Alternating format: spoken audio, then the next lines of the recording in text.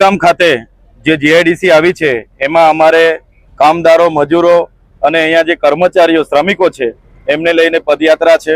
અમારી માંગણી છે કે જ્યારે આ જીઆઈડીસી આવી ત્યારે અમારા મૂળ લોકોની જમીનો એમાં લેવામાં આવી। સરકારે અહીંના મૂળ લોકોને કીધું કે તમને અમે નોકરી આપીશું। આજે 85% જે મૂળ લોકો છે એને નોકરી મળતી નથી।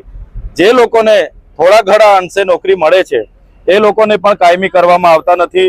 12 કલાક એમના પર કામ કરાવવામાં આવે છે, એમને પગાર સ્લિપ બનતી નથી, એમને ઇમ્પ્રીમેન્ટ મળતું નથી, એરિયસ મળતું નથી, પીએફ મળતું નથી, ઓવરટાઈમના પૈસા મળતા નથી અને એમનું શોષણ થાય છે।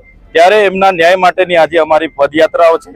સાથે સાથે અમે સરકારને કહેવા માંગીએ છીએ, એક બાજુ સરકાર મિનિમમ વેજીસનો પરિપત્ર બહાર પાડે છે અને આ જીઆઈડીસીના કારખાના માલિકો, કંપની માલિકો સરકારનું પણ માનતી નથી।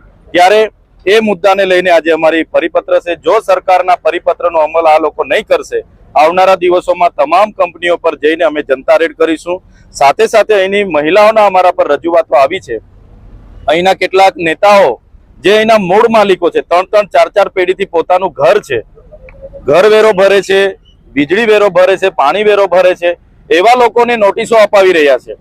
તમે મૂળ લોકો પર જમીનો લીધી ને હવે પાછા આદિવાસીના મતે ચૂંટાઈને આદિવાસીઓ પર નોટિસો તમે આપો છો। અહીંયા બહારના લોકોએ જમીનો પચાવી પાડી છે, ગોચરો પચાવી પાડ્યા છે, ગામતળ પચાવી પાડી છે, એમને કેમ તમે નોટિસો નથી આપતા અને મૂળ લોકોને કેમ હેરાન કરો છો? ત્યારે એવા નેતાઓને પણ કહેવા માંગીએ છીએ, તમે ચાવીથી ચાલતા રમકડા બનવાનું બંધ કરો। ઉદ્યોગપતિઓના મતેથી તમે નથી ચૂંટાયા, આદિવાસીઓના મતેથી ચૂંટાયા છો, અહીંની રિઝર્વ બેઠકો પરથી ચૂંટાયા છો।